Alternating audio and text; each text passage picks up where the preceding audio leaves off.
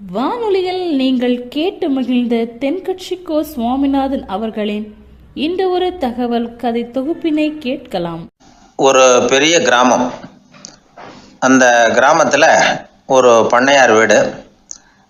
அதுதான் அந்த கிராமத்திலே பெரிய வீடு. ஒரு நாள் ஒரு திருடன் அந்த கிராமத்துக்கு வந்தான். சுற்றி பார்த்தான். அந்த பண்ணையார் வீடு கண்ணில் பட்டுது. இன்னைக்கு ராத்திரி இந்த வீட்டில் தான் நம்ம தொழிலை ஆரம்பிக்கணும் அப்படின்னு சொல்லி அவன் முடிவு பண்ணிக்கிட்டான். ஏன்னா அதுதான் அந்த கிராமத்திலே கொஞ்சம் பெரிய வீடு. அங்கே தான் அவன் எதிர்பார்க்குறது ஏதாவது கிடைக்கும் அப்படிங்கிறது அவனுடைய முடிவு. நடு ராத்திரி அவன் மெதுவாக சுவரேறி குதித்து அந்த பெரிய வீட்டுக்குள்ளே புகுந்தான். அங்கே போய் பார்த்தா முக்கியமான இடங்கள்ல எல்லாம் காவலுக்கு ஆள் நின்றுக்கிட்டு இருக்கிறாங்க ராத்திரி நேரத்தில்.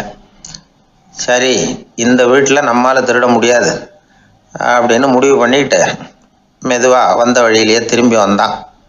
அந்த சமயத்தில் காலில் ஏதோ தட்டுப்பட்டுது. என்னது அப்படின்னு சொல்லி குனிஞ்சு பார்த்தா அங்கே ஒரு பெரிய வெங்காய மூட்டை அடுக்கி வச்சிருக்கிறாங்க. சரி, வந்ததுக்கு வெறுங்கையோடு திரும்ப வேண்டாமே அப்படின்னு சொல்லி கையில் இருந்த ஒரு பெரிய பை நிறைய அதை அள்ளி போட்டுக்கிட்டான். வெங்காயத்தை போட்டுக்கிட்டு புறப்படுற சமயத்தில் கப்புன்னு கழுத்தில் ஒரு கை வந்து விழுந்தது.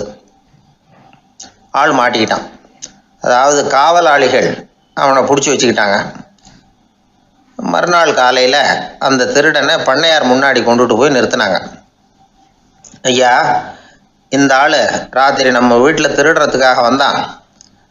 வெங்காயத்தை அள்ளிட்டு புறப்படுறப்போ மாட்டிக்கிட்டான் அப்படின்னாங்க. அவர் பார்த்தார். என்னப்பா இவங்க சொல்கிறது உண்மைதானான்னு கேட்டார். ஆமான்னு ஒத்துக்கிட்டான் அந்த ஆள். பண்ணையார் அதுக்கப்புறம் கொஞ்சம் யோசனை பண்ணார். அப்புறமா தீர்ப்பு வழங்கினார். இதை பார்ப்பா, நீ இங்கே திருட வந்தது குற்றம். அதுக்காக நீ 100 ரூபாய் அபராதம் செலுத்தணும், அல்லது 100 கசையடிகள் வாங்கணும். அதுவும் இல்லைன்னா நீயே திருடுன அவ்வளவு வெங்காயத்தையும் பச்சையா என் கண் முன்னாடியே சாப்பிட்டுடணும். இதில் எந்த தண்டனையை ஏற்றுக்கிறது அப்படிங்கிறத பற்றி நீயே யோசனை பண்ணி முடிவு எடுத்துக்கலாம் அப்படின்னு சொல்லிவிட்டார். அதாவது இவனே முடிவு பண்ணிக்க வேண்டியது. 100 ரூபா பணம் கட்டுறியா, இல்லது சாட்டை அடி வாங்குறியா, அல்லது வெங்காயத்தை சாப்பிட்றியா, இதுதான் அவர் கொடுத்தது. நீயே முடிவு பண்ணி சொல்லுன்னு விட்டார். திருடன் கொஞ்சம் நேரம் யோசனை பண்ணி பார்த்தான். அவனுக்கு இருக்கிறதுலே ரொம்ப சுலபமாக தெரிஞ்சது இந்த வெங்காயத்தையே சாப்பிட்டுட்றேன்ட்டான். ஐயா, நான் இந்த வெங்காயத்தையே சாப்பிட்டுட்றேன், அதுதான் எனக்கு கொஞ்சம் சுலபமாக தெரியுதுன்னா சரின்னு விட்டார் பண்ணையார். அப்படியே எல்லாத்தையும் கொண்டு கொட்டினாங்க. ஒவ்வொன்றா எடுத்து சாப்பிட ஆரம்பித்தான். கொஞ்ச நேரம் சுவாரஸ்யமாக சாப்பிட்டான். அதுக்கப்புறம் வாய் எரிய ஆரம்பிச்சுட்டுது. கண்ணு ரெண்டும் செவந்து போச்சு. கண்ணில் இருந்து தார தாரையாக கண்ணீர் வழிய ஆரம்பிச்சுட்டுது. ஒரே எரிச்சல். அவனால் தாக்கு பிடிக்க முடியல. வெங்காயம் பாதி கூட தீரல. பார்த்தான். சரி, இது நமக்கு சரிப்பட்டு வராது அப்படின்னு முடிவு பண்ணிட்டான்.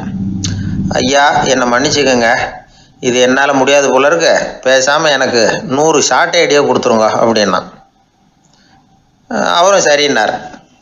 சாட்டை அடி விழ ஆரம்பிச்சிது.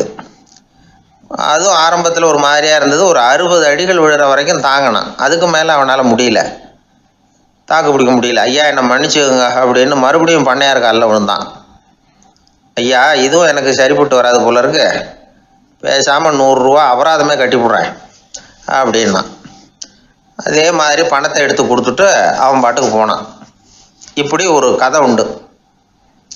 இந்த கதையை உலக புகழ்பெற்ற மனோதத்துவ மேதை எம் ஸ்காட் பெக் ஒரு உதாரணமாக எடுத்து சொல்கிறார்.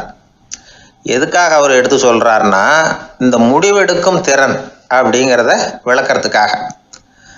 வாழ்க்கையில் முடிவெடுக்கிற திறன் நம்ம ஒவ்வொருத்தருக்கும் ரொம்ப அவசியம். எந்த சந்தர்ப்பத்தில் எப்படி முடிவெடுக்கிறோம் அப்படிங்கிறத வச்சு தான் நம்ம வாழ்க்கை அமையும். எவ்வளவு தான் பணம் இருந்தாலும் சரி, எவ்வளவு தான் படிச்சிருந்தாலும் சரி, இந்த முடிவெடுக்கிற திறன் சரியா இல்லைன்னா வாழ்க்கையில் பல சறுக்கல்களை சந்திக்க வேண்டியிருக்கும்.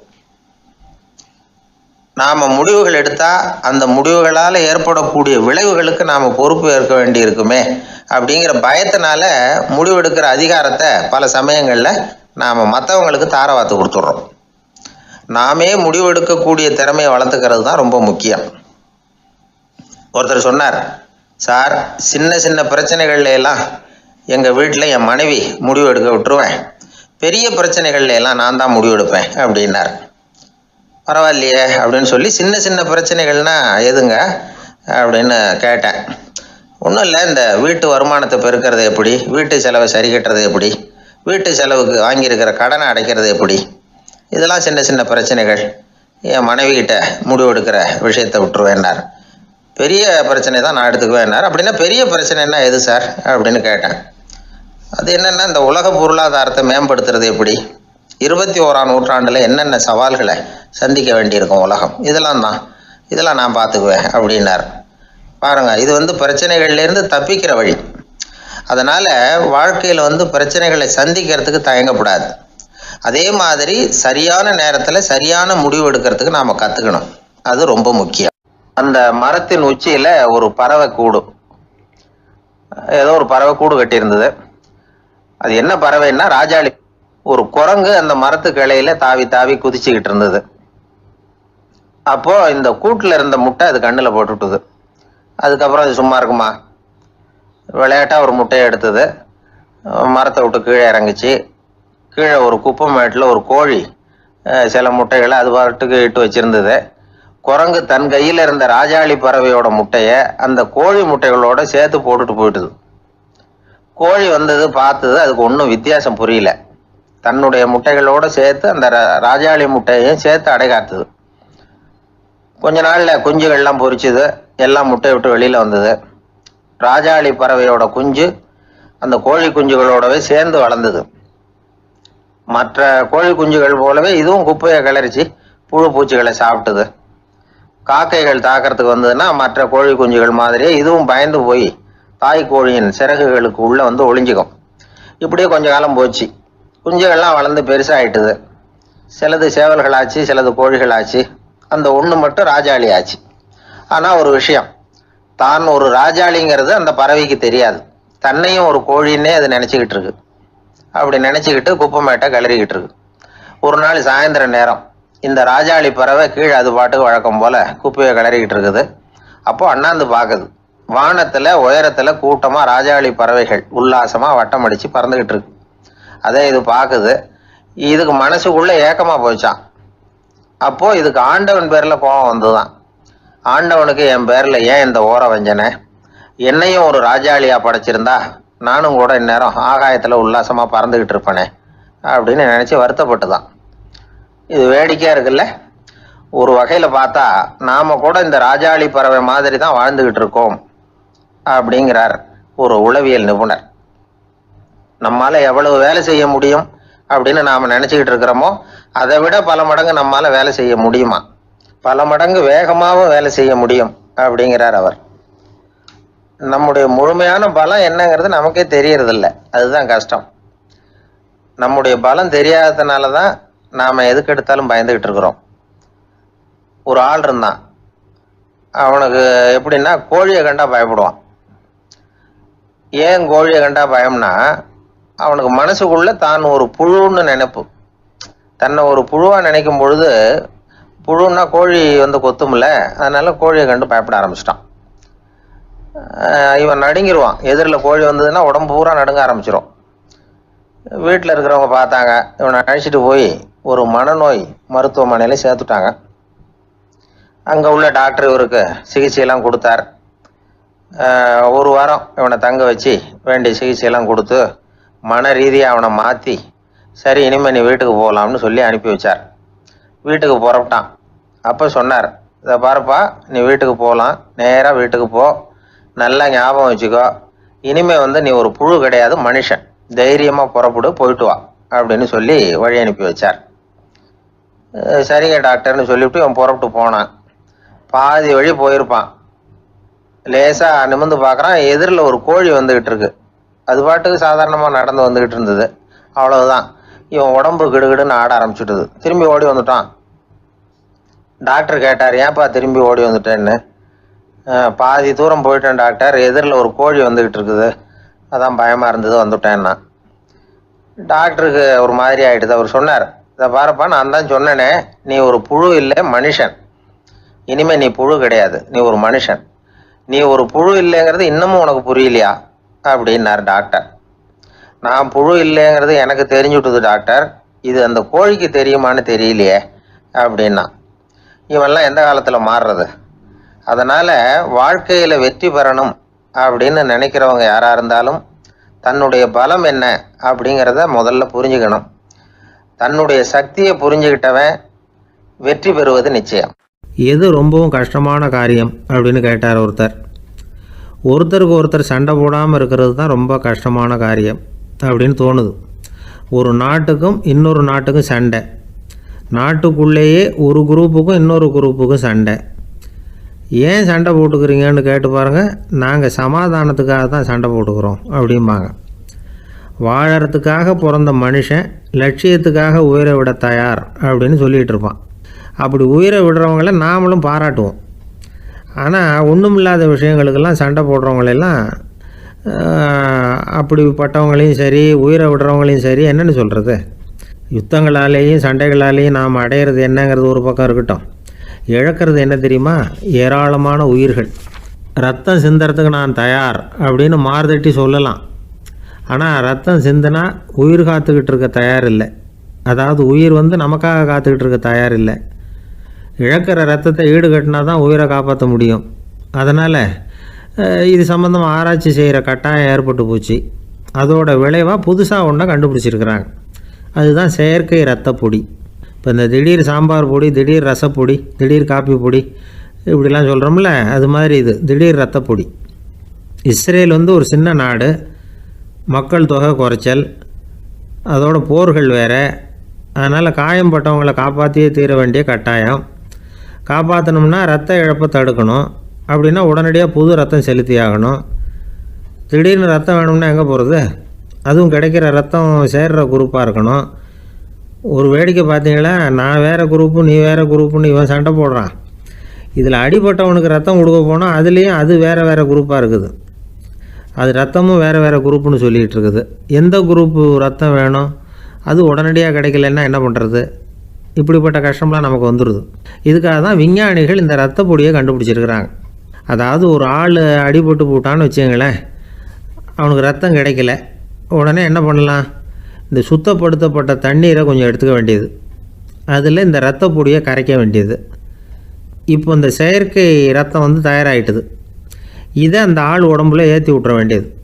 இயற்கையாக நம்ம உடம்பில் இருக்கிற ரத்தம் என்னென்ன வேலை செய்யுதோ அதே வேலையை இதுவும் செய்யும். அதாவது ஆக்சிஜனை உடம்பில் எல்லா இடத்துக்கும் எடுத்துகிட்டு போகுது. அந்த வேலையை இந்த செயற்கை ரத்தமும் செஞ்சுருது. ஆனால் ஒரு விஷயம், இந்த செயற்கை ரத்தம் ஒரு அவசரத்துக்கு தான் உபயோகப்படுத்தலாம், ஒரு முதல் உதவி மாதிரி. அதை அப்படியே நிரந்தரமாக விட்டுற முடியாது. பின்னாடி தேவையான குரூப்பு உண்மையான ரத்தம் கிடைச்ச உடனே அதை செலுத்திக்கணும். உண்மையான ரத்தத்தை 20லேருந்து 40 நாள் வரைக்கும் தான் பாதுகாக்க முடியும். அதுவும் குளிர்பதன பெட்டியில். அதுக்குள்ளே உபயோகப்படுத்தலைன்னா அது வீணாக போயிடும். இந்த ரத்த பொடி அப்படி இல்லை, எவ்வளோ நாள் வேணும்னாலும் அப்படியே வச்சுருக்கலாம். குளிர்பதன பெட்டியும் தேவையில்லை. ஆனால் ஒன்று, இது தண்ணியில் கலந்து செயற்கை ரத்தமாக ஆக்கிவிட்டா அதோட வலு 72 மணி நேரம் தான், அதாவது 3 நாள். அதுக்குள்ளே அந்த ஆசாமியை எங்கேயாவது ஆஸ்பத்திரிக்கு தூக்கிட்டு போய் உண்மையான ரத்தத்தை கொடுத்துடணும். சண்டையில் அடிபடுறவங்க, சாலை விபத்தில் அடிபடுறவங்க, இவங்களுக்கெல்லாம் அவசரத்துக்கு கை கொடுத்து உதவுறது இந்த செயற்கை ரத்த பொடி. அதுக்கப்புறம் நாம் கொடுக்குற ரத்தம் தான் அவங்கள காப்பாற்றணும். இன்றைக்கி ரத்தத்தை தானமாக கொடுக்க தயாராக இருக்கிற நல்ல உள்ளங்கள் ஏராளம். எவ்வளவு ஆக்சிடெண்ட்டு, ஆப்ரேஷன், இதில் சம்மந்தப்பட்டவங்களை காப்பாற்றுறது நாம் தானமாக கொடுக்குற ரத்தம் தானே. ஒரு ஆக்சிடெண்ட்டு, ஒரு ஸ்கூட்டர் ஒரு ஆள் மேலே மோதி விட்டுது, பார்த்து வரக்கூடாதா அப்படின்னா அந்த ஆள், நீ தான் பார்த்து நடக்கணும், ஏன்னா 20 வருஷமாக நான் அந்த ஸ்கூட்டரை ஓட்டிகிட்டு இருக்கிறேன் அப்படின்னு நான் இவன். இதுக்கு அவன் சொன்னானா, நீ தான் பார்த்து ஓட்டணும், ஏன்னா 40 வருஷமாக நான் இப்படி நடந்துக்கிட்டு இருக்கிறேன் அப்படின்னு நானா. திபேத் நாட்டில் புத்த மடாலயங்கள் நிறைய உண்டு. அதுக்கு ஒரு தலைமையகமும் உண்டு. அது இந்த திபேத் தலைநகரம் லாசாவில் இருக்குது. ரொம்ப காலத்துக்கு அப்பால் அதை பற்றியெல்லாம் நிறைய விவரங்கள் எழுதி வச்சுருக்கிறாங்க. அது இப்போவும் நமக்கு கிடைக்குது. அதாவது ரொம்ப தூரத்துக்கு அந்தாண்ட மலைகளுக்கு நடுவில் ஒரு கிளை மடாலயம். அந்த மடத்தின் தலைவருக்கு வயசாகிட்டு தான். அதனால் தலைமை பொறுப்பை வந்து வேற ஒருத்தர்கிட்ட ஒப்படைக்கலாம் அப்படின்னு முடிவு பண்ணாராம். உடனே ஒரு லாமாவை கூப்பிட்டார். அவர் மூலமாக தலைமை மடாலயத்துக்கு செய்தி அனுப்புனார், பொருத்தமான வாரிசு ஒருத்தரை அனுப்பி வைக்கும்படியாக. அந்த வாலிப லாமா புறப்பட்டார். காடு மேடெல்லாம் நடந்து போகிறார். ரொம்ப நாள் கழித்து தலைமை பீடத்தை அடைஞ்சார். தலைமை குருக்கிட்ட விவரத்தை சொன்னார். தகுதியான ஒருத்தரை அனுப்பி வச்சா அழைச்சிட்டு போகிறேன் அப்படின்னார். சரி, நாளைக்கு காலையில் நீங்கள் அவங்க எல்லாரையும் அழைச்சிட்டு போகலாம்னார் அவர். அவங்க எல்லாரையுமா? அங்கே தேவைப்படுறது ஒருத்தர் தானே அப்படின்னார் இவர். ஆமான்னார். அப்புறம் ஏன் எல்லாரையும் அழைச்சிட்டு போக சொல்கிறீங்கன்னார். அது இப்போ உனக்கு புரியாது. நான் ஒரு 100 பிக்குகளை அனுப்புகிறேன், அதாவது பிட்சுகளை. அவ்வளவு பேரையும் அங்கே வச்சு சமாளிக்க முடியாது அப்படின்னார் இவர்.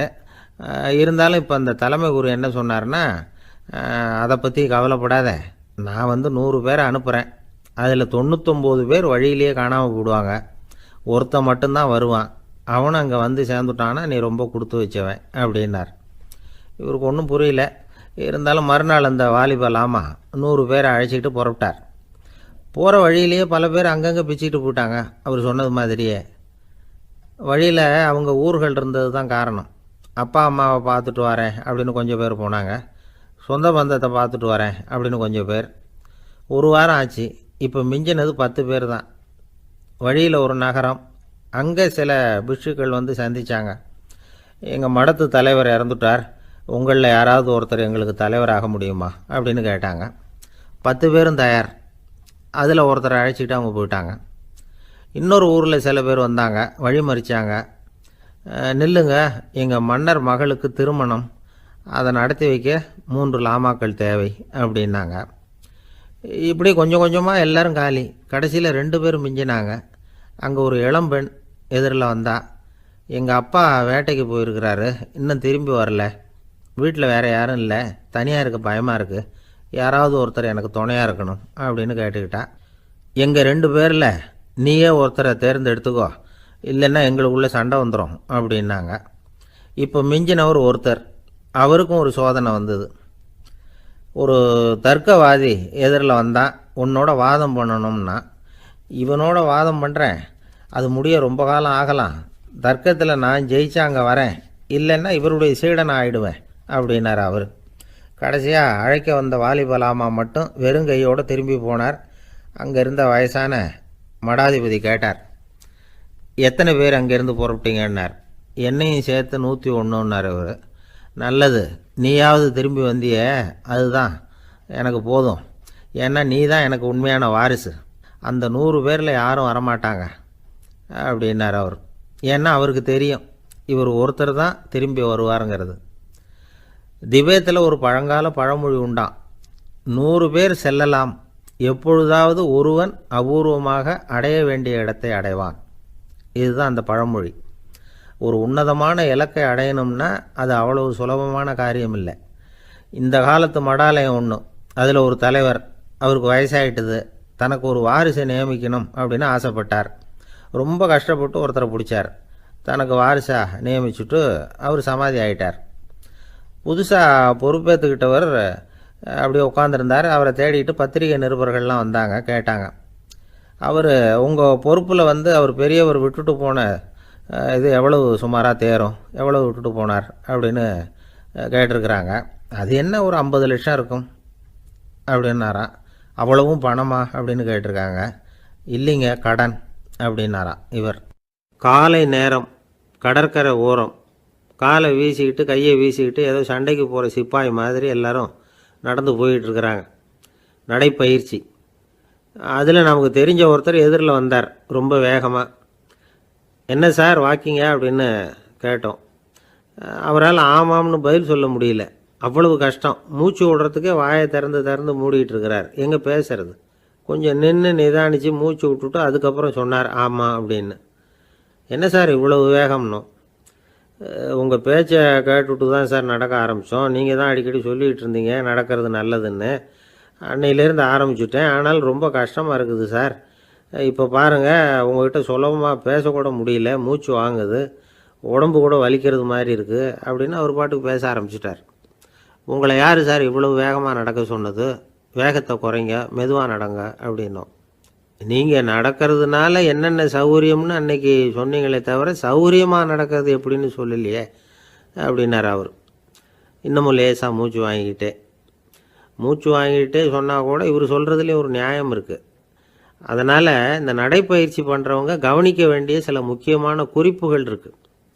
அது என்னென்னங்கிறத அவங்க தெரிஞ்சுக்கணும். அது தெரிஞ்சு வச்சுக்கிறது நல்லது. இதெல்லாம் மருத்துவ நிபுணர்கள் சொல்கிற குறிப்புகள். அவங்க என்ன சொல்கிறாங்க தெரியுமா? உங்கள் வயசு 40க்கு மேலேயா? உங்கள் எடை இருக்க வேண்டியதை விட 10 கிலோ அதிகமாக இருக்குதா? நீங்கள் புகை பிடிக்கிறவரா? இதய நோய், இரத்த நாள நோய், உயர் இரத்த அழுத்தம் இப்படி ஏதாவது உங்களுக்கு உண்டா? அப்படின்னா நீங்கள் உங்கள் இஷ்டத்துக்கு வரிஞ்சு கட்டிக்கிட்டு நடைப்பயிற்சி பண்ண ஆரம்பிச்சிடாதீங்க. முதல்ல ஒரு மருத்துவ பரிசோதனை பண்ணிக்கோங்க, அதுதான் நல்லது அப்படின்னு அவங்க சொல்கிறாங்க. நடக்கிறப்போ, உடற்பயிற்சி செய்கிறப்போ மார்பு பகுதியில் அல்லது வேறு எங்கேயாவது தொடர்ந்து வலி இருந்ததுன்னா பயிற்சியை நிறுத்தி விட்டு டாக்டரை போய் பார்க்கணும். நடைப்பயிற்சி பண்ணுறப்போ உங்கள் சக்திக்கு தகுந்த மாதிரி மெதுவாக அதிக கஷ்டம் இல்லாமல் முன்னேறலாம். அங்கே என்ன போட்டியாக வைக்கிறாங்க? முந்திக்கிட்டு போய் என்ன பண்ண போகிறோம்? பரிசாக வாங்க போகிறோம். அதனால் நிதானம் அவசியம் அப்படிங்கிறது அவங்க ஆலோசனை. தொந்தரவு கொடுக்காத ஷூ, ட்ரெஸ்ஸு இதுகளை உபயோகப்படுத்துங்க. பாதத்தில் ஆடு தசை இருக்குல்ல, அங்கே ஏதாவது பிரச்சனை இருந்ததுன்னா டாக்டரை பாருங்கள். அந்த பாதத்தில் வலி வரும் அந்த இடத்துல. வெயில் காலமாக இருந்தால் தலைக்கு தொப்பி வச்சுக்கோங்க. பனியில் நடந்தாலும் அப்படி தான், தலையை பத்திரமா பார்த்துக்குங்க. நம்மக்கிட்ட ஏதோ கொஞ்சம் உருப்படியாக தெரியறது அது தானே. உடற்பயிற்சிக்கு முன்னாடி பின்னாடி பயிற்சி செய்கிறப்போ நிறைய தண்ணி குடிக்கலாமா. முதல் 1 மாதத்துக்கு கொஞ்சம் தளர்த்தியாக சாவகாசமாக நடக்கலாம். மணிக்கு 3 அல்லது 4 கிலோமீட்டர் வேகம்னு வச்சுங்களேன். அதுக்கப்புறம் வேகத்தை அதிகப்படுத்தலாம். மணிக்கு 6 அல்லது 8 கிலோமீட்டர் அளவுக்கு நடக்கலாம்.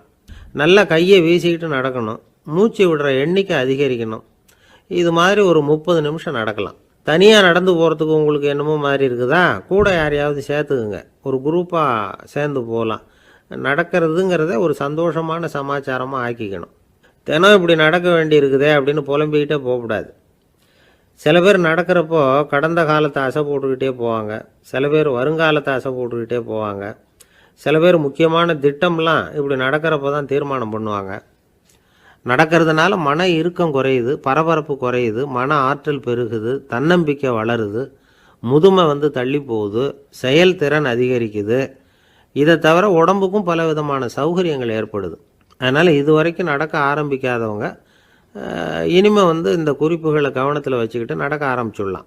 சார்லஸ் லேம்ப் அப்படின்னு ஆங்கில இலக்கிய மேதை ஒருத்தர், அவர் ஒரு தரம் உடம்பு சரியில்லைன்னு டாக்டர்கிட்ட போனாராம்.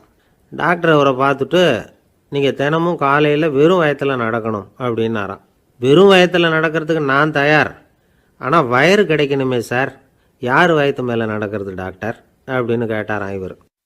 வயிறு பசிக்குதேங்கிறது சிலரோட கவலை, வயிறு பசிக்க மாட்டேங்குதே அப்படிங்கிறது சில பேரோட கவலை. 2 விதமான கவலைக்கும் வயிறு தான் காரணமாக இருக்குது.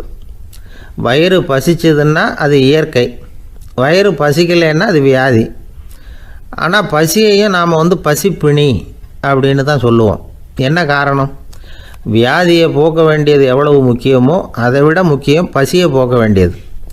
ஒரு சமுதாயத்தில் பசிப்பிணியே இருக்கக்கூடாது, அதுதான் நல்ல சமுதாயம். பசியை போக்கணும்னா சாப்பாடு போடணும், பசியின்மையை போக்கணும்னா வைத்தியம்தான் பண்ணணும். இது சம்பந்தமாக எவ்வளவோ ஆராய்ச்சிகள் நடக்குது, நிறைய மருந்து கண்டுபிடிச்சிருக்கிறாங்க. நம்ம உடம்புல பசியை தூண்டக்கூடிய பகுதி எது, இதை முதல்ல தெரிஞ்சுக்கணும் இல்லையா? நாம் சாப்பிட்ற ஆகாரம் செரிக்கிறதுக்கு எது காரணம் தெரியுமா? நம்ம மூளையோட பின்பகுதி தான் அதுக்கு காரணமாக இருக்குதாம். மூளையின் பின்பகுதியில் நரம்பு செல்களால் ஆன 2 வகையான ஆரக்சின்கள் தான் பசியை உண்டாகுது அப்படின்னு கண்டுபிடிச்சிருக்கிறாங்க. 2 ஆய்வாளர்கள் இதை கண்டுபிடிச்சிருக்காங்க. அவங்க 2 பேரும் டெக்சாஸ் பல்கலைக்கழகத்தில் ஹார்வர்டு ஹக்ஸ் மருத்துவ கல்வி நிலையத்தில் பணிபுரிகிறவங்களாம். உண்பது தேவைங்கிறது உணரப்படும் போது மூளையின் அந்த குறிப்பிட்ட பகுதி ஆரக்சின் அப்படிங்கிற ஹார்மோன்களை சுரக்கும். அது பசி உணர்வை தூண்டும் அப்படிங்கிறது தான் அந்த ஆய்வாளர்களின் கண்டுபிடிப்பு. இந்த ஆரக்சின் வேறு சில உயிரினங்கள்லேயும் உண்டு. இப்போ எலிகளில் கூட இது இருக்குது. அதனால் எலிகளை வச்சு இது சம்பந்தமாக ஆராய்ச்சி பண்ணாங்க. எலிகள் உடம்பில் ஆரக்சினை செலுத்தி பார்த்தாங்க. உடனே என்னாச்சு தெரியுமா? அந்த எலியெல்லாம் பசியால் துடிக்க ஆரம்பிச்சுட்டுது. எதையாவது தின்னு பசியை தீர்த்தா போதுங்கிற அளவுக்கு அந்த எலிகள்லாம் அல்லாட ஆரம்பிச்சுட்டுது. இயல்பாக சாதாரணமாக அந்த எலிகள் எவ்வளவு சாப்பிடுமோ அது மாதிரி 8 முதல் 10 மடங்கு அதிகமான ஆகாரத்தை 1 மணி நேரத்துக்குள்ளே சாப்பிட்டு தீர்த்துட்டு தான். சில எலிகளின் மூளையில் இந்த ஆரக்சின் அளவை கட்டுப்படுத்தி பார்த்துருக்குறாங்க. உடனே என்னாச்சு தெரியுமா, அதெல்லாம் சாப்பாட்டை கண்டா முகத்தை திருப்பிட்டு போக ஆரம்பிச்சுட்டு தான். அந்த எலிகளுக்கு பசி எடுக்கலையாம். இந்த ஆராய்ச்சியின் அடிப்படையில் பசியை எடுக்காமல் இருக்கிற மனிதர்களுக்கும் பசியை தூண்ட முடியும் அப்படின்னு சொல்லி ஆராய்ச்சியாளர்கள் தெரிவிச்சிருக்கிறாங்க. ஆக ஆரக்சின் தான் பசிக்கு காரணம்ங்கிறது தெரிஞ்சு போச்சு. சரி, இந்த ஆரக்சின் அப்படின்னா என்ன? அது ஒரு கிரேக்க சொல். அதுக்கு பசின்னு அர்த்தம். நம்ம ஆளுங்களுக்கெல்லாம் பசியை தூண்டுறதுக்கு மருந்து தேவையில்லை, பசியை குறைக்கிறதுக்கு தான் மருந்து தேவை. ஒரு அம்மா டாக்டரை தேடி வந்தாங்களாம். டாக்டர், எங்கள் வீட்டுக்காரருக்கு திடீர்னு அகோர பசி, நிறைய சமைச்சு போடுறேன், அவ்வளவையும் சாப்பிட்டுட்டு கீழே கிடக்கிற குப்பை கூலங்களையும் எடுத்து சாப்பிட ஆரம்பிச்சுட்றார், என்னன்னு கவனித்து பாருங்கள் அப்படின்னாங்களாம். எவ்வளோ நாளாக அப்படி இருக்குதுன்னு கேட்டிருக்காரு டாக்டர். 1 வாரமாக அப்படி இருக்குதுன்னாங்களாம். இவ்வளவு நாளாக ஏன் சும்மா இருந்தீங்க, ஆரம்பத்திலே இங்கே அழைச்சிட்டு வர வேண்டியது தானே அப்படின்னாரான் டாக்டர். அது ஒன்றும் இல்லை டாக்டர், வீடு பூரா சுத்தமாகட்டுமேன்னு பார்த்துக்கிட்டு இருந்தேன் அப்படின்னாங்களாம் அந்த அம்மா. ஒருத்தர் ஓடி வந்தார், இன்னொருத்தரை பார்த்து, சார் உங்கள் சைக்கிளை ஒரு நாள் இரவல் கொடுங்களேன், பக்கத்து ஊருக்கு போயிட்டு வர வேண்டியிருக்கு அப்படின்னார். இவர் சைக்கிளை கொடுத்து பத்திரமா கொண்டுகிட்டு போங்கன்னார். சார் இதை பத்திரமா கொண்டு போகிறேன், கவலையே வேணாம், ஏன்னா இது உங்களோட சைக்கிள் அப்படின்னு நான் நினைக்கல, என்னோட சைக்கிளாக நினைக்கிறேன் அப்படின்னார். அதுக்கப்புறம் தான் இவருக்கு உண்மையாகவே பயம் வந்துட்டுது. ஏன்னா அவர் சொன்னது மாதிரி அதை தன்னோட சைக்கிளாகவே நினச்சி தள்ளிட்டு போட்டால் என்ன பண்ணுறது? எது எதை நம்முடையதாக நினைக்கணுங்கிறதுக்கு ஒரு வரையறை இருக்குது. சில பேர் ஆஃபீஸையே வீடாக நினச்சி விட்றது உண்டு. அப்படிப்பட்டவங்க கூட வீட்டை ஆஃபீஸாக நினைக்கிறதில்ல. ஏன்னா வீட்டில் இவர் ஆஃபீஸராக நடந்துக்க முடியறதில்ல. இதெல்லாம் ஒரு பக்கம் இருக்கட்டும், இப்போ விஷயத்துக்கு வருவோம். பொறியியல் மேதை டாக்டர் விஸ்வேஸ்வரய்யா இருந்தார் இல்லையா, பாரத ரத்னா விருதெல்லாம் கொடுத்தாங்களே. ஆஃபீஸ் வேலை வேறு, சொந்த வேலை வேறு அப்படிங்கிறதுக்கு ஒரு உதாரணமாக இருந்தவர் அவர். மைசூர் மகாராஜா கிட்ட திவானாக இருந்தார். அவர் ஒரு நாள் அரசாங்க வேலை காரணமாக வெளியூர் போயிருந்தார். ஹாசன்கிற ஊருக்கு பக்கத்தில் ஒரு பயண மாளிகை, அங்கே தங்கிவிட்டார். ராத்திரி அங்கே தங்கி இருந்துட்டு விடிஞ்சதும் ஊருக்கு திரும்புறதாக திட்டம். ராத்திரி தூங்கிறதுக்கு ரொம்ப நேரம் ஆகிட்டுது. ரொம்ப நேரம் வரைக்கும் அரசாங்க சம்பந்தப்பட்ட வேலைகளையே பார்த்துக்கிட்டு இருக்கிறார். அரசாங்க ஃபைல்கள் நிறைய இருந்தது. அதையெல்லாம் ஒவ்வொன்றா எடுத்தார், படித்து பார்த்தார், பரிசீலனை பண்ணார். அதில் எழுத வேண்டியதை எழுதினார், கையெழுத்து போட்டார். ஒரு வழியாக அந்த வேலையெல்லாம் முடிஞ்சுது. அதுக்கப்புறம் என்ன பண்ணார்னா, தன்னுடைய சூட்கேஸை திறந்தார். அதிலேருந்து 2 மெழுகுவத்தியை எடுத்து கொளுத்தி வச்சார். அந்த பயண மாளிகையில் அது வரைக்கும் எரிஞ்சிக்கிட்டு இருந்த மின்சார விளக்குகளை அணைச்சிட்டார். அதுக்கு பிறகு அந்த மெழுகுவத்தி வெளிச்சத்தில் சில புத்தகங்களை தொடர்ந்து படிக்க ஆரம்பிச்சிட்டார். அந்த பயண மாளிகையில் பணியாளராக இருந்தவர் இதை பார்த்துட்டு ஓடி வந்தார். மறுபடியும் மின் விளக்கை போடுறதுக்காக போனார். விஸ்வேஸ்வரய்யா அதை பார்த்துட்டு போட வேணாம்ட்டாராம். இது வரைக்கும் நான் அரசாங்க அலுவல்களை கவனிச்சிக்கிட்டு இருந்தேன், அதனால் மின் விளக்குகள் அப்போ எரிஞ்சதில் தப்பு இல்லை. இப்போ நான் புத்தகம் படிச்சுக்கிட்டு இருக்கேன், இது என்னுடைய சொந்த வேலை, இங்கே இருக்கிற மின் விளக்கு அதுக்காக ஏன் எரியணும் அப்படின்னு கேட்டாராம். இப்போ இருக்கிற சில அரசு பணியாளர்கள்கிட்ட இந்த சம்பவத்தை பேச்சோட பேச்சாக சொல்லி பார்த்தேன். அவங்களால இதை ஜீரணிக்கவே முடியல. நேர்மை தேவை தான் சார், அதுக்காக அவ்வளவு தூரத்துக்கு அது தேவையா அப்படிங்கிறாங்க. விஸ்வேஸ்வரய்யா அப்படி பண்ணினது தான் ஒரு நேர்மையாளர் அப்படின்னு இந்த உலகத்துக்கு நிரூபிக்கணுங்கிறதுக்காக இல்லை.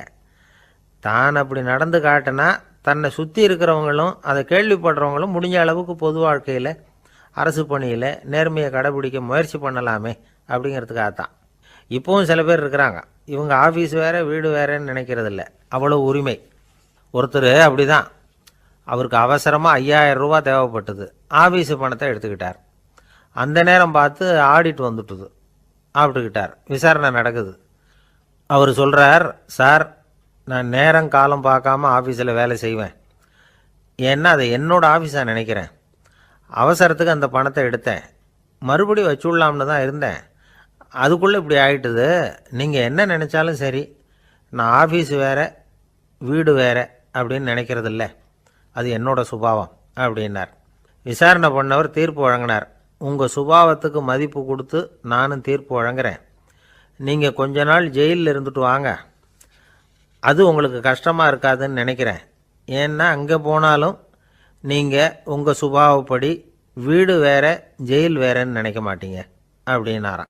மனித நேயம்ங்கிறத பற்றி சொல்லுவாங்க. மனித நேயம் ஏன்னா ஒரு கணவன் கணவனாக இருக்கணும், மனைவி மனைவியாக இருக்கணும். ஒரு மனுஷன் வந்து இன்றைக்கி வந்து மனிதனாக இல்லை, மனித நேயம் குறைஞ்சி போச்சு, இது குடும்ப உறவுகள்லாம் ரொம்ப மாறி போச்சுன்னு சொல்லலாம். இப்போ நாகரிகத்தில் அப்படி தான் இருக்குது. ஒரு இதில் ஒருத்தன் என்ன பண்ணியிருக்கிறான், ஒரு சின்ன பையனை கொண்டு வந்தானா. ஒரு சின்ன பையன் பக்கத்தில் இருக்கான். ஒரு பெரியவர் கேட்டிருக்காரு, யாரப்பா அந்த பையன் அப்படின்னு கேட்டிருக்காரு. இவன் சொன்னான்னா, இந்த பையன் எனக்கு தூரத்து உறவுன்னு இருக்கான். சரி, தூரத்து உறவுன்னா எப்படி அப்படின்னு கேட்டிருக்கான்.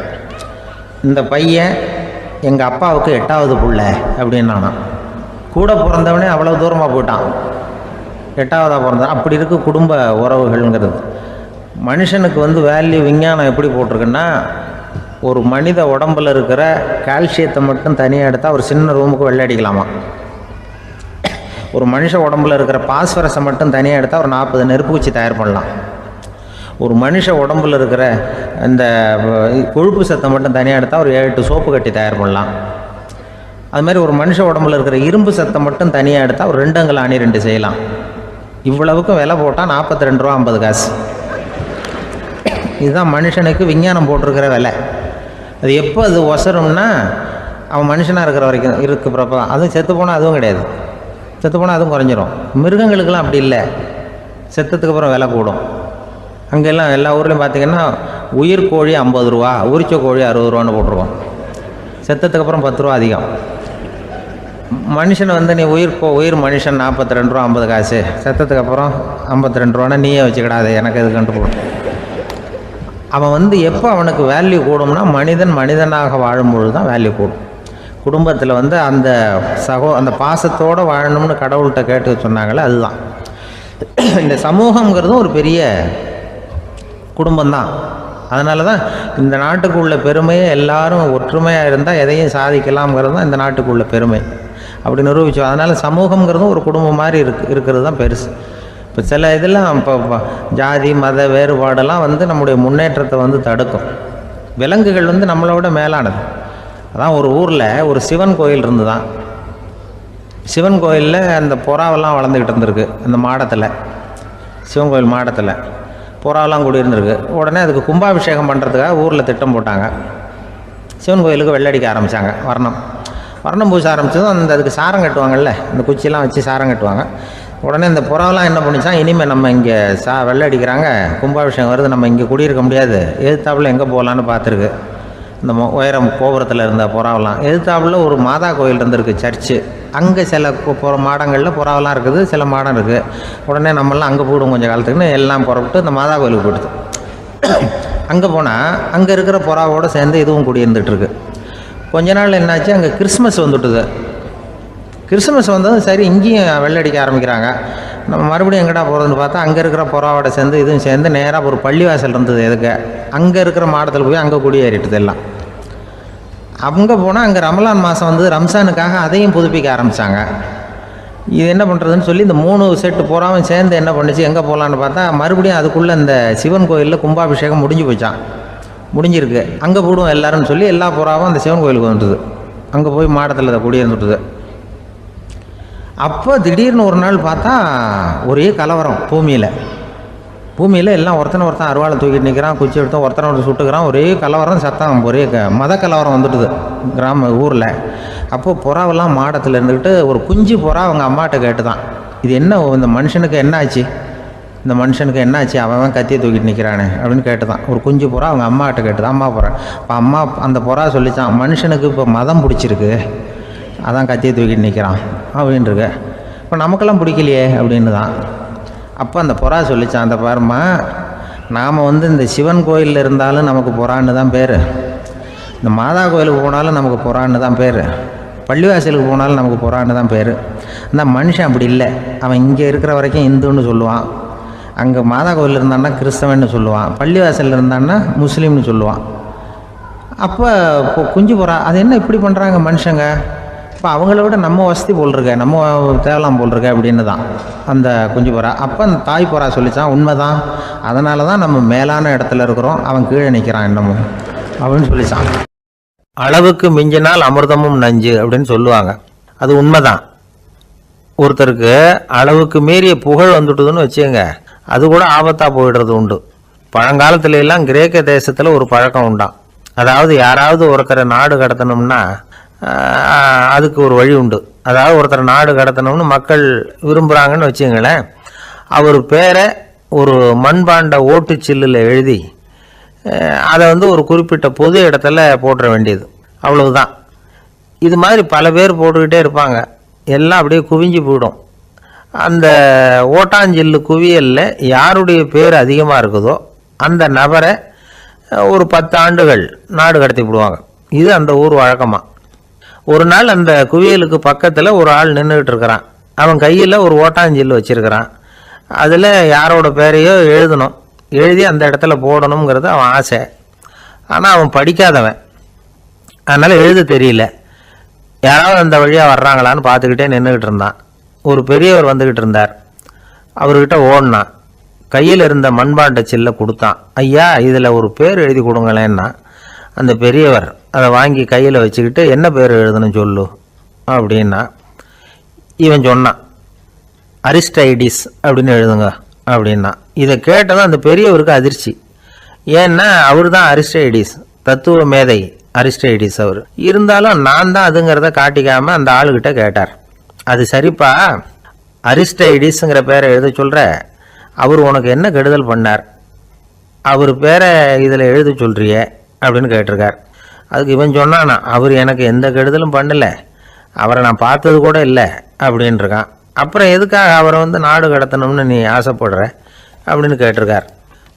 இப்போ அந்த ஆள் சொல்கிறான், அரிஸ்டைடஸை பற்றி எல்லாரும் பேசுகிறாங்க, அவர் ரொம்ப நல்லவர், அவர் ஒரு பெரிய அறிவாளிங்கிறாங்க, அவர் ஒரு பெரிய வள்ளல், பேரறிஞர், இப்படி எல்லாரும் சொல்கிறத கேட்டு கேட்டு எனக்கு ரொம்ப அழுத்து போயிட்டுது, அதனால தான் வெறுப்பாயிட்டேன் அப்படின்னு நானும். இதிலேருந்து என்ன தெரியுது? நாம் நல்லவனாக இருக்கிறதுல ஒன்றும் இடைஞ்சல் இல்லை. ஆனால் நம்மளை நல்லவன் நல்லவன் எல்லாரும் சொல்ல ஆரம்பிச்சிட்டாங்கன்னு வச்சுக்கோங்க, அப்போ இடைஞ்சல் ஆரம்பம்னு அர்த்தம். எதுவுமே அளவுக்கு மிஞ்சி போகாமல் பார்த்துக்க வேண்டியது ரொம்ப அவசியம். அளவுக்கு அதிகமாக ஆசைப்படாதவங்களில் ஆப்ரஹாம் லிங்கனும் ஒருத்தரான். அவர் ஒரு தடவை தன்னுடைய நண்பர்கள்கிட்ட பேசிக்கிட்டு இருந்தாராம். ஒருத்தர் கேட்டிருக்கார், ஒரு மனுஷனுக்கு கால்கள் எவ்வளோ உயரம் இருக்கணும் அப்படின்னு கேட்டாராம். இதுக்கு ஆப்ரஹாம் லிங்கன் சொன்னாராம், அது என்ன, இடுப்புலேருந்து தரையை தொடுற அளவுக்கு உயரம் இருந்தால் போதும் அப்படின்னாராம். எனக்கு ஒரு உதவி செய்யணும் அப்படின்னு நம்மளை பார்த்து ஒருத்தர் கேட்குறாருன்னு வச்சுங்களேன், உடனே நாம் அவரை பார்த்து என்ன உதவின்னு கேட்போம். இதுதான் சராசரி மனிதர்களின் இயல்பு. ஆனால் ஒருத்தர் எனக்கு ஒரு உதவி செய்யணும் அப்படின்னு கேட்ட உடனே என்ன உதவின்னு கூட கேட்காம சரி செய்கிறேன் அப்படின்னு ஒத்துக்கிறது இருக்கு பாருங்கள், அது கொஞ்சம் அபூர்வம். அந்த காலத்தில் ஒருத்தர் இருந்தார். அவர் எப்படி தெரியுமா? உதவி கேட்குறவங்க நல்லவங்களா கெட்டவங்களா அப்படின்னு கூட பார்க்கல, தனக்கு நன்மையா தீமையா அப்படின்னு கூட பார்க்கல, உதவி செய்கிறேன்னு புறப்பட்டு விட்டார். அவர் யார் தெரியுமா? அவர் தான் நல சக்கரவர்த்தி. அவர் மாதிரி நாம் உதவி கேட்குறவங்களுக்கு உடனே உதவி செய்கிறதுக்கு தயாராக இருக்கணும் அப்படின்னு சொன்னார் ஒரு ஆன்மீக பேச்சாளர். நல சரித்திரத்தை அவர் சொல்லிக்கிட்டு இருந்தார்.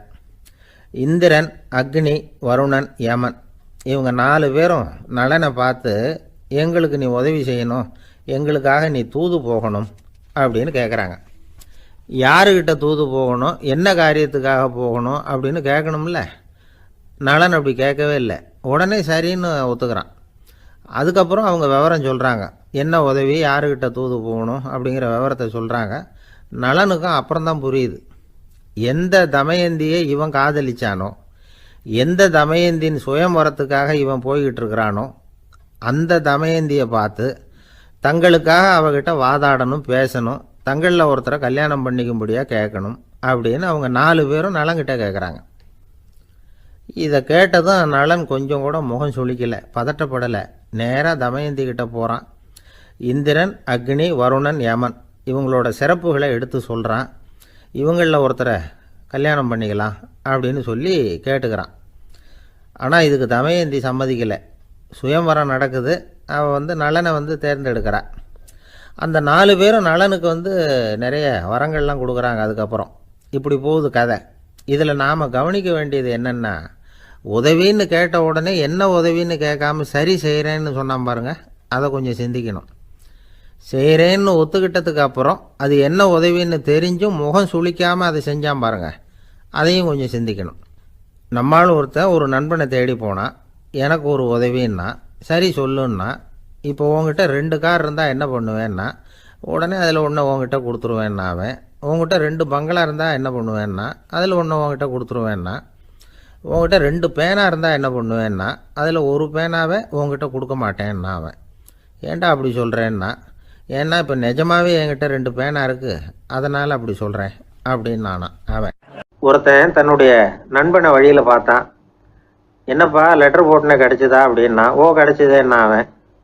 இவன் உடனே ஏன்டா போய் சொல்கிற, நான் உனக்கு லெட்டரே போடலை, சும்மா தான் கேட்டேன், உடனே கிடச்சிட்டுதுங்கிறியே அப்படின்னா. லெட்டர் போட்டேன்னு நீ போய் சொல்கிறப்போ அது கிடைச்சதுன்னு நான் போய் சொல்லக்கூடாதா அப்படின்னு நானா அவன். இப்படிப்பட்டவங்க சில பேர் இருந்தால் கூட இன்னைக்கு கடிதம் மூலமாக தொடர்பு கொள்ளாதவங்க இருக்கவே முடியாது. அந்த அளவுக்கு அது அவசியமான ஒன்றாயிட்டுது. இந்த அஞ்சல் அட்டைகள் எப்படி ஆரம்பமாச்சு தெரியுமா? ஆஸ்திரியா நாட்டில் ஒரு பேராசிரியர் இருந்தார். அவர் பேர் இம்மானுவேல் ஹெர்மன். அவர் ஒரு நாள் ஒரு பத்திரிகையில் கட்டுரை எழுதினாராம். இது நடந்தது 1869. அவர் எழுதின கட்டுரையில் மக்கள் அதிகம் செலவு இல்லாமல் ஒருத்தருக்கு ஒருத்தர் தகவல் பரிமாறிக்கிறது எப்படி அப்படிங்கிறத பற்றி எழுதியிருந்தார். அதுக்கு சில யோசனைகளை அவரே எழுதியிருந்தாராம். எப்படின்னா, அந்த கட்டுரையை எல்லாரும் படித்து பார்த்துருக்குறாங்க, அவர் சொன்ன யோசனைகள் என்னன்னு. அது அரசாங்கத்தின் கவனத்துக்கு அது போச்சான். ஆகா, இது அவர் சொல்கிற யோசனை நல்லா இருக்கும் போல் இருக்கு அப்படின்னு அவங்களே நினச்சிருக்கிறாங்க. அவ்வளவுதான். உடனே அந்த யோசனையை நடைமுறைக்கு கொண்டுகிட்டு வந்தாங்களாம். பேராசிரியர் இம்மானுவேல் ஹெர்மனின் யோசனைப்படி அச்சடித்த அரசு முத்திரையோட அரசாங்கம் அஞ்சல் அட்டைகளை வெளியிட ஆரம்பிச்சுதான். 1869 அக்டோபர் 7ஆம் தேதி இது நடந்திருக்கு. உலகின் முதல் அஞ்சல் அட்டை வெளிவந்த நாள் அது. அப்போதான் அதுக்கு பேர் என்ன தெரியுமா? அதாவது கரஸ்பாண்டிங் கார்டு அப்படின்னு பேராது. அதுக்கப்புறம் என்ன ஆச்சுன்னா, உடனடியாக அமெரிக்காவிலேயே இது மாதிரியான கார்டுகளை வெளியிட ஆரம்பிச்சிட்டாங்க. அங்கே இதுக்கு என்ன பேர் தெரியுமா? Postal card. அதுக்கப்புறம் 1870 இங்கிலாந்துலேயும் இதை வெளியிட்டாங்களாம். அதை வெளியிட்ட முதல் நாள் அன்னைக்கு என்ன நடந்தது தெரியுமா? மக்கள்லாம் ஏதோ நியாய விலை கடையில் நிற்கிறது மாதிரி பெரிய பெரிய கியூ வரிசையில் நின்று இதை வாங்கினாங்களாம். நம்ம நாட்டில் முதல் அஞ்சலகம் 1927 கல்கத்தாவில் ஆரம்பமாயிருக்கு. இன்றைக்கும் அஞ்சலகம் இல்லாத இடமே இல்லை. அந்த அளவுக்கு அஞ்சல் போக்குவரத்து அதிகமாக இருக்குது. அன்னைக்கு உள்நாட்டில் ஒருத்தருக்கு ஒருத்தர் தகவல் பரிமாற்றம் செய்து கொள்ள மலிவான ஒரு அஞ்சல் அட்டையை அரசாங்கம் வெளியிடலாம் அப்படின்னு பேராசிரியர் எழுதின கட்டுரை இன்னைக்கு எந்த அளவுக்கு ஆகியிருக்கு பார்த்தீங்களா? ஒருத்தன் ஒரு தபால் பெட்டிக்கு பக்கத்தில் தலையை வச்சுக்கிட்டு அவன் பாட்டுக்கு நின்றுட்டு இருந்திருக்கான். அங்கே இருந்து இன்னொருத்தன் கேட்டிருக்கான், என்ன ஆச்சுன்னு. கொஞ்ச நேரத்துக்கு முன்னாடி இந்த தபால் பெட்டியில் ஒரு கார்டு எழுதி போட்டேன், விவரமெல்லாம் நல்லா தான் எழுதியிருக்கிறேன், ஆனால் அட்ரஸ் எழுத மறந்துட்டேன் அப்படின்னு நானா. உடனே அவன், அதுக்காக கவலைப்படாத, நான் போட்ட கார்டில் அட்ரஸ் எல்லாம் பின்கோடு உள்பட கரெக்டாக எழுதியிருக்கேன், ஆனால் விவரம் எழுத மறந்துட்டேன் நானா. கவலைப்படாத, கொஞ்ச நேரத்தில் தபால்காரர் வருவார், பெட்டியை திறந்ததும் நம்ம லெட்டரை கேட்டு வாங்கிக்கலாம்னா ஒருத்தன். கொஞ்ச நேரத்துக்கு முன்னாடி அவர் வந்தார், கேட்டேன், அதுக்கப்புறம் தான் மனசுக்கு ரொம்ப கஷ்டமாக போச்சு நானா. இவன் ஏண்டான்னு கேட்டிருக்கான். அவன், இது தபால் புட்டு இல்லையா. ஒரு நண்பர் யாருக்கோ ஃபோன் பண்ணிகிட்டு இருந்தார். அவர் பேசி முடித்ததும் நான் அவரை பார்த்து, இப்போ ஃபோன் பண்ணிங்களே, அந்த ஃபோன் நம்பர் என்ன அப்படின்னு கேட்டேன். அவர் தலையை சொரிஞ்சுக்கிட்டார், ஞாபகம் வரலன்னார். சரி சார், அதை விடுங்க, உங்கள் மனைவி பேர் என்ன அப்படின்னு கேட்டேன். மாலதின்னார். என்ன சார் இது வேடிக்கை, கொஞ்ச நேரத்துக்கு முன்னாடி பேசின ஃபோன் நம்பர் மறந்து போச்சு, எப்போவோ கல்யாணம் பண்ணிக்கிட்ட மனைவி பேர் மறக்கலை, அதை கரெக்டாக சொல்லிவிட்டீங்களே அப்படின்னு கேட்டேன். அவர் என்ன ஒரு மாதிரியாக பார்த்தார். அவர் அப்படி என்னை பார்த்ததில் ஒன்றும் தப்பு இல்லை, ஏன்னா நாம் எல்லாருமே அப்படித்தானே. ஒரு குறிப்பிட்ட காரியத்துக்காக தொலைபேசியில் ஒருத்தட்ட பேசுகிறோம், அதுக்கப்புறம் அந்த எண் நமக்கு அனாவசியம், அதனால் மறந்துடுறோம். இதுக்கு பேர் தான் தற்காலிக ஞாபகம். ஆனால் மனைவி பேரை மறந்துட முடியுமா? முடியாது. அது அவசியமான ஒன்று. அடிக்கடி அந்த பேரை உபயோகப்படுத்துகிறோம், அதனாலேயும் அது முக்கியங்கிறதுனாலேயும் அதை மறக்கறதில்லை. இதுக்கு பேர் நிரந்தர ஞாபகம். சரி, இந்த தற்காலிக ஞாபகம், நிரந்தர ஞாபகம், இது 2 ஞாபக அளவுகளையும் கட்டுப்படுத்துறது எது அப்படின்னா, மூளைக்குள்ளே நடக்கிற மின்சார நடவடிக்கைகள் தான். தற்காலிக ஞாபகம் ஒரு மின்னல் மாதிரி தோன்றி மறையுது. நிரந்தர ஞாபகம் ஒரு படிவம் போல மூளையில் படிஞ்சுடுது. ஒரு சம்பவத்தின் பல பிரதிகள் மூளையில் பல்வேறு பகுதிகளிலேயும் படிகிறதுனால ஒன்று மறைஞ்சாலும் மறந்தாலும் இன்னொன்று மறையறதில்ல. இப்படிப்பட்ட நிலைமையில தான் இந்த தொண்டையில் இருக்கு வாயில் வரமாட்டேங்குது சார் அப்படிமா. ஒருத்தருக்கு எந்த துறையில் ஆர்வமும் ஈடுபாடும் அதிகமோ அது சம்பந்தமான ஞாபக சக்தி அதிகமாக இருக்கும். தொழிலை விரும்புகிற ஒரு டெலிஃபோன் ஆப்ரேட்டருக்கு எண்கள்லாம் நல்ல ஞாபகம் இருக்கும். அது மாதிரி கவிஞர்களுக்கு வார்த்தைகள் நல்ல ஞாபகத்தில் இருக்கும். இது ஒரு பக்கம் இருந்தாலும் ஒரு மூளை எண்களை விட எழுத்துக்களை விட படங்களை ரொம்ப சுலபமாக ஞாபகத்தில் வச்சுக்குது. புரிஞ்சுக்கிற தன்மை, அனுபவம், புத்தி கூர்மை இது கூடி குறையிறத பொறுத்து ஞாபக சக்தியும் ஏறும் இறங்கும். இப்போ உதாரணத்துக்கு ஒரு பையனுக்கு படித்தது எதுவும் ஞாபகத்தில் இல்லைன்னா அவன் அதை சரியாக புரிஞ்சுக்கலைன்னு அர்த்தம். இந்த மறதிங்கிறது எந்த சமயத்தில் ஒரு பிரச்சனை ஆகுது தெரியுமா? உங்களுக்கு வேண்டியப்பட்ட ஒருத்தரை ஞாயிற்றுக்கிழமை சாயந்தரம் சரியாக 5 மணிக்கு கடற்கரைக்கு வர சொல்லிவிட்டு அந்த நேரத்தை மறந்துவிட்டா அது பரவாயில்ல, வர சொன்னதையே மறந்துவிட்டா தான் நிலைமை மோசம்னு அர்த்தம். இப்படி இருந்தால் இது சிகிச்சை எடுத்துக்க வேண்டிய நிலைமைங்கிறத புரிஞ்சுக்கணும். ஆமாம், இதுக்கும் மருந்து இருக்குது. ஆனால் மூளை குறிப்பிட்ட அளவுக்கும் கீழே இயங்குறப்போவோ இன்னொன்று சொல்லுவாங்க, இந்த நியூரோ டிரான்ஸ்மிட்டர் அப்படின்னு சொல்லுவாங்க. அப்படிங்கிற மூளை ரசாயனம் ரொம்பவும் குறைஞ்சி போகிறப்போ மட்டும்தான் உபயோகப்படும். டாக்டர் என்ன சொல்கிறாங்க தெரியுமா? மூளையை பொறுத்த வரைக்கும் அதில் ஞாபக சக்தி அதிகமாக உள்ள மூளை, மறதி உள்ள மூளை அப்படின்னு ஒன்றும் கிடையாது அப்படிங்கிறாங்க. நினைவு வச்சுக்கிறதுக்கு பயிற்சி அளிக்கப்பட்ட மூளை, பயிற்சியற்ற மூளை அப்படின்னு வேணும்னா சொல்லலாம் அப்படின்னு சொல்கிறாங்க. அதனால் நம்ம ஞாபக சக்திங்கிறது நம்மக்கிட்ட இருக்கிற பயிற்சி, முயற்சி இதை பொறுத்து தான் அமையும். ஒருத்தர் ஒரு பென்சிலை எங்கேயோ வச்சுக்கிட்டு தேடிக்கிட்டு இருந்தார். அப்புறம் என்னமோ தீவிரமாக யோசனை பண்ணி அதை ஞாபகப்படுத்தி பார்த்துக்கிட்டு இருந்தாராம். எதிரில் உட்காந்துருந்தவர் சொன்னார், பென்சிலை தானே தேடிட்டு இருக்கீங்க, அது உங்கள் வலது காதில் இருக்குது சார் அப்படின்னாராம் அவர். இதுக்கு அவர் சொல்லியிருக்காரு, பென்சிலை வலது காதில் தான் வச்சுருக்கேங்கிறது எனக்கு நல்லா ஞாபகம் இருக்குது, ஆனால் எது வலது காதுங்கிறது தான் மறந்து போச்சு அப்படின்னாராம். அவர் அதை தான் யோசிச்சுட்டு இருந்திருக்கிறார்.